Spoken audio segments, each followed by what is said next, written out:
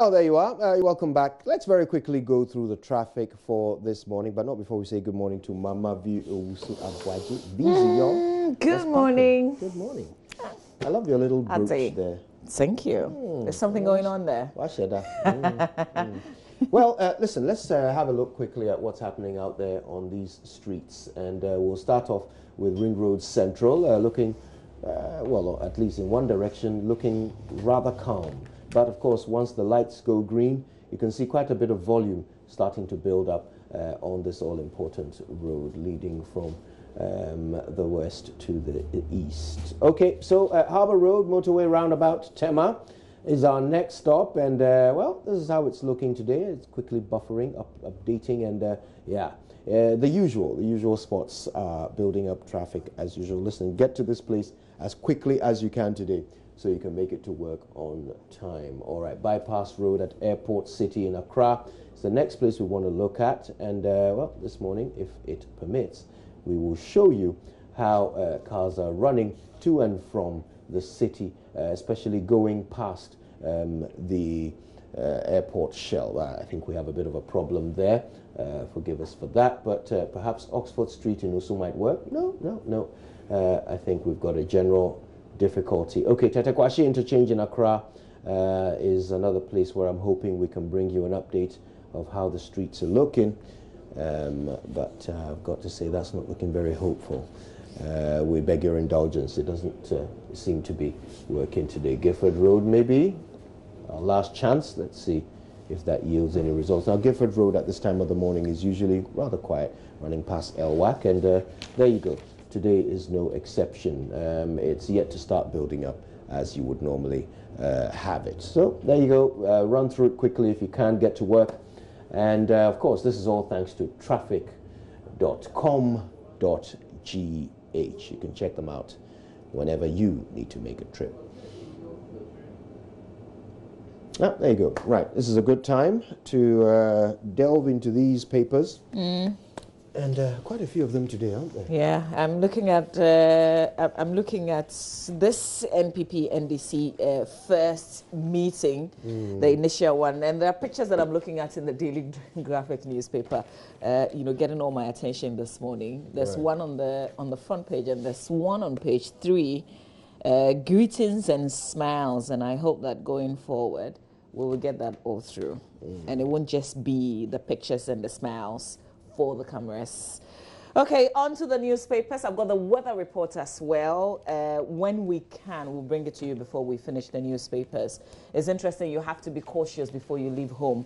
And it's going to be raining in some parts of the country later today. And you know how it is like when it rains in our country today, and that's why we all have to be cautious.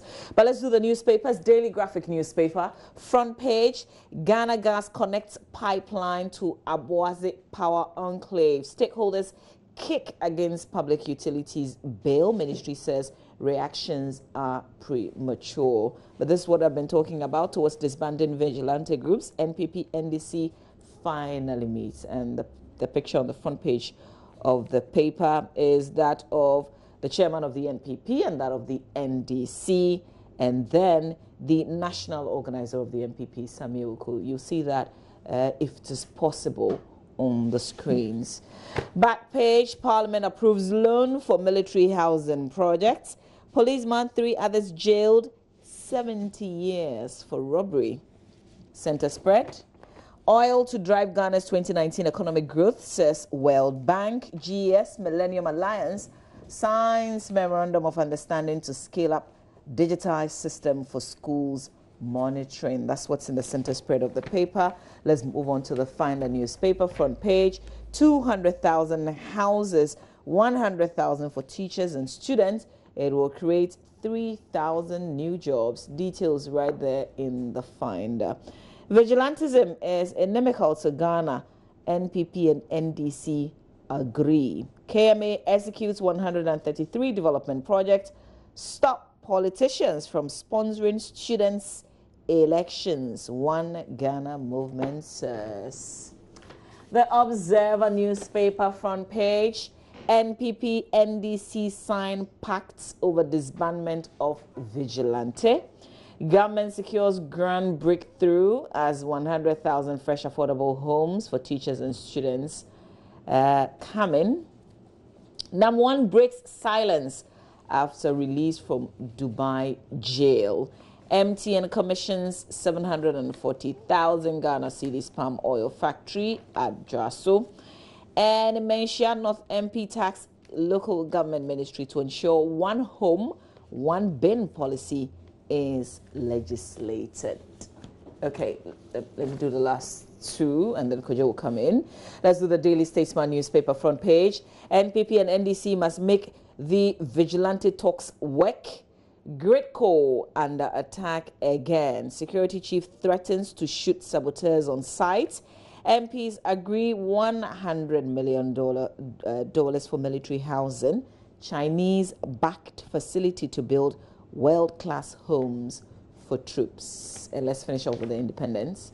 Front page, Rawlings rejects offer to rename UDS after him due to long-standing principle. And MTN to invest some $160 million in its operations this year. That's it. Kojo? Yeah, well, I hope that figure hasn't been driven up by the recent fiber cables that were cut. It appears many are still suffering the effects of it. I don't seem to have a signal on my phone today. I hope it's well. So yesterday you couldn't make calls, at least for a lot of us. Well, yeah, early in the morning, but you could. Some of us could browse, but we couldn't make phone calls. Yeah, I was fine the whole of yesterday. Nothing really went wrong. You could make phone calls. Yeah. Oh, okay. But it appears today I've been kicked out of at least of the online data platform.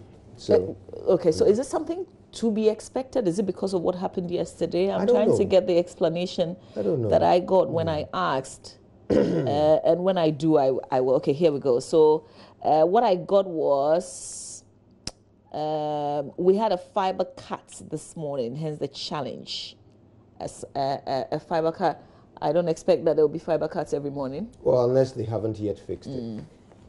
But yeah, so that happened yesterday. Let's quickly look through some papers. I've got about, 5 of them here. I'll start with the Daily Guide. Let's have a look at the front page of the Daily Guide. #1 freed, ready to pay customers. That's what the Daily Guide paper is reporting this morning. Dumso ends, new twist in NCA trial. Page 3 has all the details of that. And you know I've been very interested in that particular trial.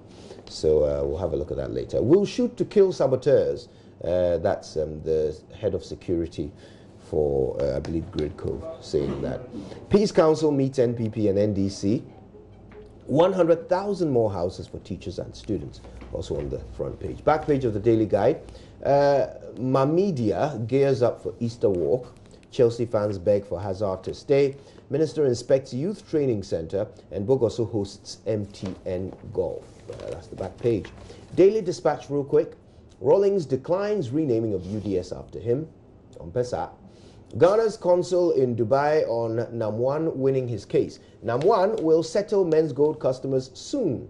Isn't it nice getting a guarantee from government that a private business owner will pay his bills? That should give them, Is government guaranteeing this? Ghana's consul in Dubai says #1 will settle men's gold customers soon. Okay. That's according to the Daily Dispatch. All right, then. NPP and NDC agree to end vigilantism, also on the front page. And, yeah, that's it. Ghanaian Times next, and story of police involved in armed robbery on the front page. Cop and 3 others jailed 70 years for armed robbery. And it's good to see the law taking its course so that these individuals can't continue to terrorize victims. Okay. Right, vigilantism is inimical to Ghana's democracy. NPP and NDC agree. Ghana Gas completes tie-in work, resumes gas supply to VRA. So the tie-in work is done, according to the Ghanaian Times. Police arrest 50 illegal courier postal service operators in Accra. Illegal courier and postal service operators. Well, they've been arrested. Now, Kotoko and Ashgold clash today as Hearts aim to bounce back is a story on the back page. Also on the back page, Prestia Huni Valley Municipality gets chips compound. I'll do the Gold Street Business next. And one of the editors, Toma Emire, was on the Editors Forum this weekend. Surge in forex deposits slows as cedi regains stability. So those speculators are no longer interested. Merger of 4 business application forms takes effect, also on the front page. And real, in quote, owners of businesses to be exposed. Beneficiary ownership requirement has been inserted into the Companies Act. Hoorah! That hopefully should help with our fight against corruption. Right, back page of Gold Street Business. Ogilvy leads African Sabre Awards, taking 17 out of 37 awards. Can you imagine that? Wow, wow. And this is the PR industry's prestigious Sabre Awards for the Africa region. All right, DVLA CEO pays working visit to Kumasi office is also on the back page of Gold Street Business. Yeah, that's how it looks. Okay then, let's look at the Herald real quick. That's my last paper this morning. National Security Minister holding men's gold boss in Dubai, despite yesterday's legal victory. Really? NLA takes lead in renewable energy with e-kiosk. And Adai Mensah, Jampo and others angry at government over attempt to stifle state universities. Yeah. Rawlings rejects naming UDS after him. And that does it for the Herald. Oh, Abby. Yep. You know, when you go on myjoyonline.com, and it's related to this story on the front page of the Daily Graphic newspaper, the bit about, and you were there in the morning, and you stayed for a while, really. Yeah. It has to do with the first meeting, the NPP and NDC meeting. And Esiedun Ketia, the General Secretary of the NDC, if you get onto myjoyonline.com, coming from PM Express yesterday, he said, he would have loved more, but half a loaf is better than none. So, you know, Esiedun Ketia and the NDC expecting a lot more than what had happened yesterday. But you were there. You saw people that we didn't think they would be there. Indeed, indeed. Yeah. A rather interesting group of people have been brought in by both parties to engage in this. Kakre Samwa was one that I was quite interested to see because he's, of course, a brilliant legal mind. And he is playing quite a role in the communications apparatus of the NDC. So you can well imagine that he would be a very well-placed person to participate in these talks. There was Nanato Dazi, former Chief of Staff, and several others who were more than happy to spend their time on this cause. They certainly believe it is worth it. I have to keep an eye on what the president is doing on the other side as well, as he pushes for a law. And you have to wonder how much of the work that these parties are doing today will end up being relevant when this law is passed. So yeah, yesterday was interesting. And I was quite impressed by the Peace Council. Very simply organized program, but they put a lot of firepower behind it. You could see with Archbishop Duncan Williams being the main person on the team for the Peace Council. You could see that they had every intention of taking this matter seriously at the very, very highest level. The chairmen of both parties were in attendance, as well as organizing secretaries and general secretaries. And you could just tell that there is an intention here of participating fully. Let's just hope that that intention remains, even when they start to come up against perhaps points on which they may not both agree. Let's hope that the willingness to see it through prevails over any possible disagreement that could derail this process. And there's also Dr. Nana SKB Asante as well. For the Peace Council. Yeah, for the Peace Council. Yeah, massive representation. Yeah. But this is good. I spent time with the NCC boss in the studio yesterday. Yeah. And she said, okay, wait, let's see what goes into at least the first meeting and then the meetings subsequently, because this well representation, they've spoken But what would we do really? And I had something on my mind yesterday. I was thinking, so we say that these groups are not necessarily from the parties. We say there are individuals sometimes within the party that sponsors. Their work, the parties benefit from their works. So if we have the parties sitting at the table to disassociate themselves from the group to try and collapse these groups, how about those who sponsor them? How about those who nurture? You know, how do we get them to? Are we saying that the parties are in control of those who nurture the groups?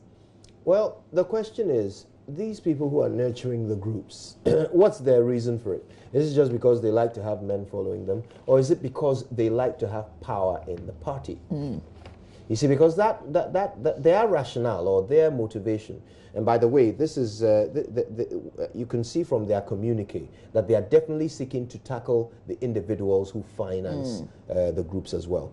So you know, their motivation is that they want power, they want clout in these parties. Okay, so you have to ask yourself, how do you remove that motivation? How do you take it away? How do you make it less attractive for a Joseph Yamin, you know, or a Kennedy Japan to fund these men, you know? And that is an issue that I think they have to start thinking outside the box, laterally, you know, to otherwise it will be out. a beautiful ceremony, you know, great speeches and great press releases, and then we'll come back to the same issue because we haven't dealt with it properly. I desperately so we're all excited to see how this goes forward after this first one. The thing hopefully there are not, just before you come in, we don't get any tapes of anybody who participated saying something otherwise outside. Yeah, let's hope we've heard the last of these tapes. Yeah. Although, you know, we may not get tapes, but they may still be saying these things out there. You know, for me, the one thing that I would love to have an understanding of is how does it connect with the president's bill that he is pursuing, you know, that he has asked the Attorney General to put together. How does it connect? You see, the president instructed the Attorney General to do this long before, well, not long, but some days before the Short Commission submitted their report, which means the president expected the Attorney General to work on this, even though they hadn't yet seen what the commission had recommended.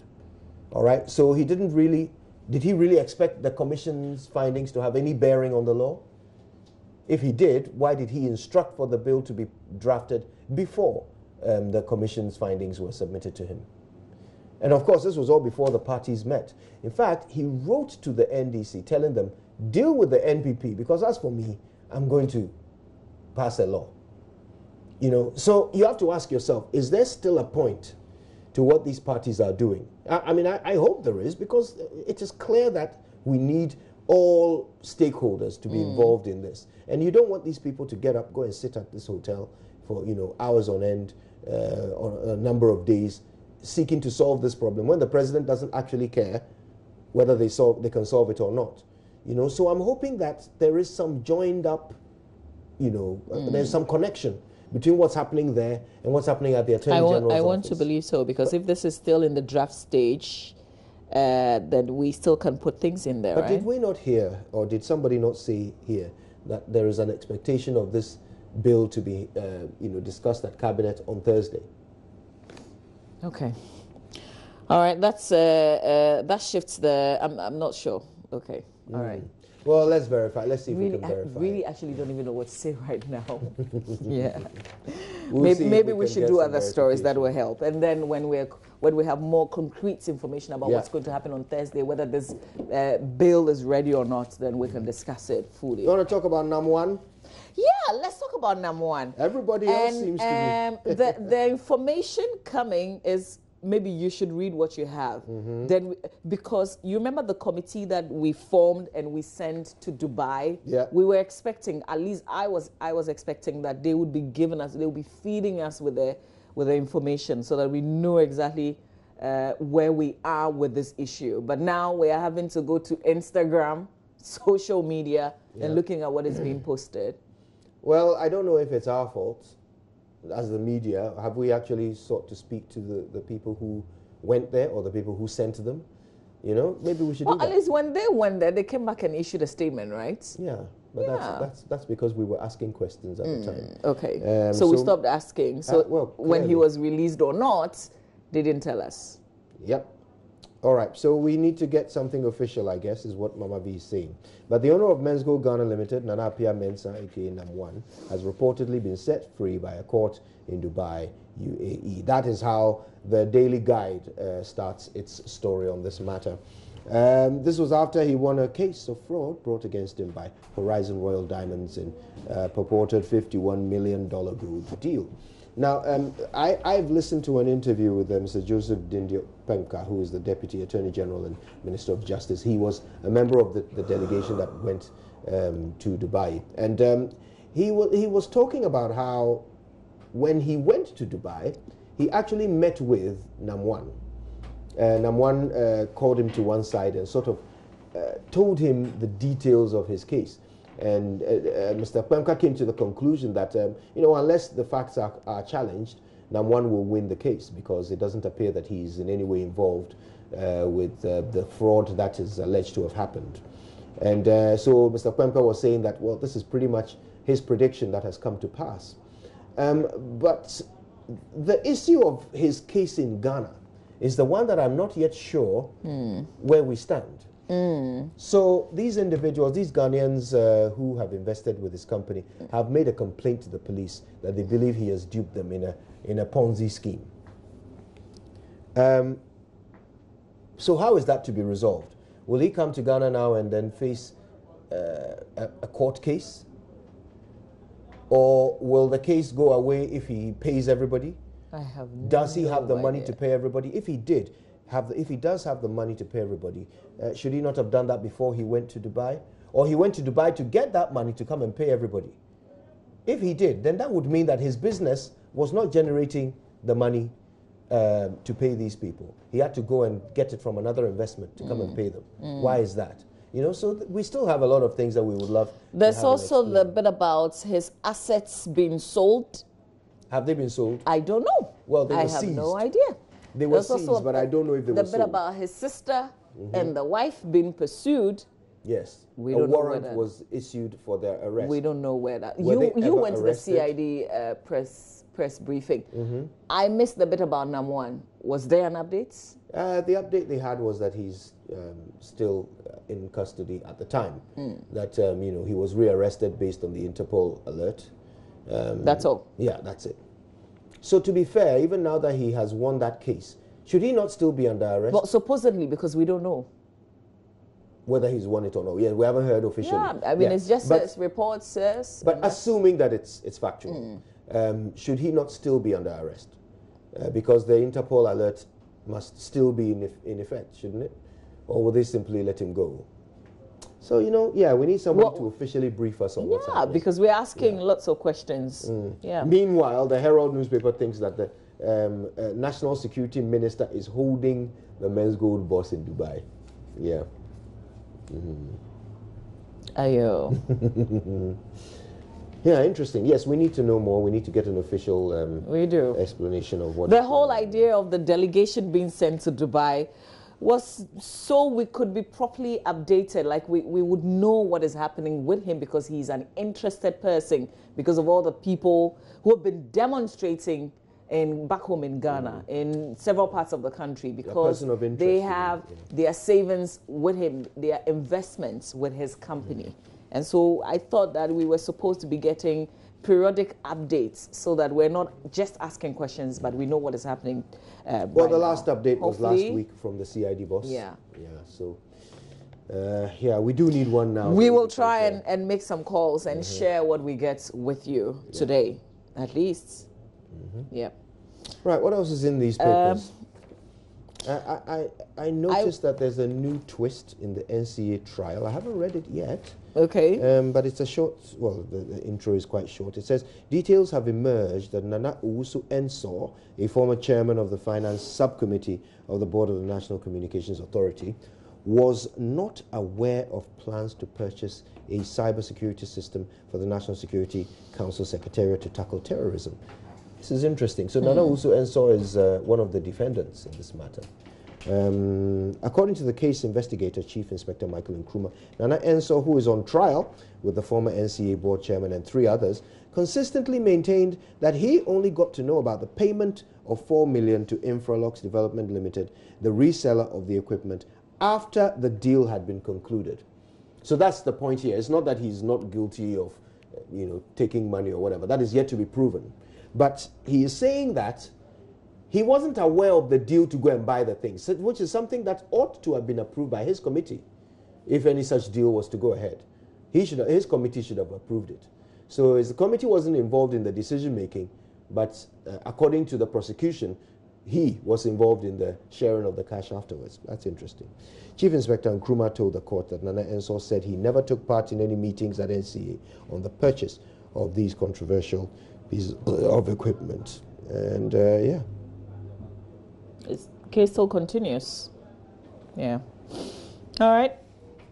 In the absence of any other stories, I'd like to bring to you the weather, just so we're updated. So this is the weather as it will be today, the whole of today. So partly cloudy weather with sunny periods will be experienced over the entire country, with relatively warm afternoon temperatures. But cases of thunderstorms and rains are expected from afternoon into evening, mostly over the southern half. So all the areas really, there's Aflao, Accra, Kaswa, Cape Coast, Takrady, Axim, Hokoforidua, Akemoda, Kumasi, Obuasi, Sefi Bakwai, Ketakrachi, Kentampo, Sunyang, Yendi, Tamale Bole, Bolgatanga, and Wa. Get ready. There could be some thunderstorms and rains from the afternoon to later on in the evening. But they say there will be a reduction in visibility in the mornings over mountainous forests and coastal areas due to mist and fog patches. And that's your weather. Be warned. Yeah. Can you imagine? Weather warnings for rain, not tornadoes, typhoons, or tsunamis. No, rain. Because we know that we don't have a lot of things together, and so when it rains, and the last Sunday when it rained, I was on the road. In fact, I packed for a while, but I had to move, and I realized that this area around Shiashi, where the walkway is, right where the walkway, where the trotro drivers park and pick passengers, that place was flooded. It's an area that I will never pass when it's raining, or right after the rains. So we have to take notice of the places that gets flooded so we avoid those areas. One of these days, we ought to have a conversation with town planners. Those are my people. That's my training. And we need to have a conversation with town planners about how the nature of road construction, and when they are building roads, because a road has to be built to a certain standard, right? It has to include certain things. Otherwise, it isn't a road. So if it doesn't have signage, it doesn't have street furniture, it doesn't have markings, if it doesn't have drainage, it's not a road. It's not complete. So when you give out a contract, say, build me this road, and they build it without these things, why do you pay them? Why do you pay the contractor? What standard do you agree with him? Do you say, build me half a road? Why is it that we see all of these roads across the country constructed, paid for, but not up to standard? And then, the shape of these roads are what causes these, the flooding that you're talking about. Yeah. And you notice that at Shiashi, there's a bit of a V, there's a bit of a dip in the road there. So naturally, water will gather. Did nobody think about this? Was there no engineer involved in the project? Did they not realize that water will gather there? What's the outlet? Yeah. It's pathetic, really. And I don't know, when the planners and the engineers talk, do the people that we actually pay to make comfortable to think and fix these problems, do they listen? Because we've been talking. It's not usually in their interest to do it right. We've been talking. You can do it wrong and then keep paying someone to be patching it up and fixing it for years. And somebody benefits. That's it. Every time something goes wrong, ask yourself, cui bono? Who benefits? All right then, so time for sports. Yeah, time for sports. And of course, Benedict has all the stories from Champions League, and is today our day? Who is our? Is today Barca Manchester United? I can hear somebody shouting in the background. Yes, yes. Why are you looking forward to a sound thrashing? Oh, say my you. That's the best. Stay with us. Benedict will come up with details in sports. Messi will score you 3. This one we are not.